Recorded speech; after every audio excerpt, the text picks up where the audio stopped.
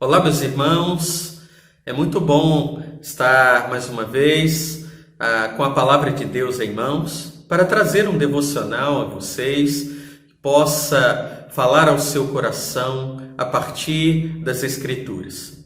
E eu gostaria de compartilhar um texto que se encontra em Atos dos Apóstolos, no capítulo 18, a partir do verso 12. E eu gostaria de ler, e o texto diz assim: Sendo Galho procônsul da Acaia, os judeus juntaram-se contra Paulo e o levaram ao tribunal, dizendo: Este homem convence as pessoas a render culto a Deus de um modo contrário à lei. E quando Paulo ia começar a falar, Galho disse aos judeus: Se de fato houvesse, ó judeus, alguma afronta ou crime gravíssimo, com razão eu vos ouviria. Mas se são questões de palavras, de nomes da vossa lei, cuidai disso vós mesmos, pois não quero ser juiz dessas coisas. Muito bem, meus irmãos, nós temos um trecho da palavra de Deus em que Paulo, o apóstolo, ele é levado ao tribunal pelos judeus. E qual era a alegação dos judeus? Este homem convence as pessoas a render culto a Deus de um modo contrário à lei. É interessante vermos isso aqui porque, para nós, o culto que prestamos ao Senhor é algo corriqueiro, ou seja, não há nada de estranho nele. Por isso, muitas vezes somos levados a não compreender aquilo que estava acontecendo naqueles dias e por que os judeus ficaram tão irados a ponto de levar Paulo ao tribunal. Devemos lembrar que, para o judeu, o culto a Deus deveria ser realizado no templo, em Jerusalém, não em outra cidade. Deveria ser um culto regido pela lei, com princípios claros e detalhados daquilo que se devia fazer e não devia fazer. Ou seja, as pessoas não tinham acesso ao Santo dos Santos, que representava a presença de Deus.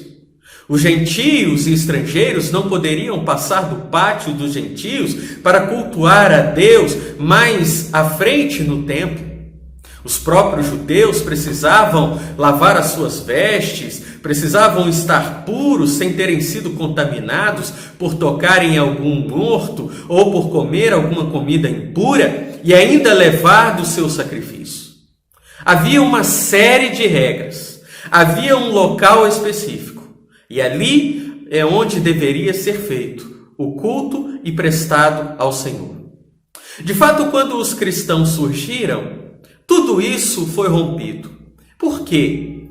Porque os cristãos agora compreendem e compreenderam que Deus não está mais num local físico específico, como o Santo dos Santos do templo em Jerusalém, mas Deus ele está com cada cristão e cada um que crê nele. Que o culto que Deus espera de nós não é um culto mecânico, cheio de regras, como aquele prestado pelos judeus, mas um culto que seja em espírito e em verdade, com corações quebrantados e em profunda devoção. O fato é que cultuar a Deus em qualquer lugar, em qualquer momento, rendendo a Ele graças, era algo estranho aos judeus. E por isso Paulo foi levado aos tribunais. E por que eu trago essa palavra? Porque, meus irmãos, a nossa fé, o cristianismo, não é uma religião que depende de um local físico. A nossa fé, o nosso cristianismo, não depende de rituais, de leis específicas para que Deus receba o nosso culto. Mas o fato é que o Senhor está conosco onde quer que estejamos, seja em nosso trabalho, seja em nossa casa, seja no santuário com os demais irmãos. E desta maneira, queridos, não estamos sujeitos a prestar cultos a Deus apenas em dias específicos da semana, em locais demarcados, mas podemos fazê-lo todos os dias. É claro que o ajuntamento público ele é essencial, faz parte, é bíblico, a igreja deve se reunir, porque é quando ela está reunida que irmãos oram uns pelos outros, que irmãos compartilham das suas dores e dificuldades uns com os outros, que os irmãos sentem o calor fraternal.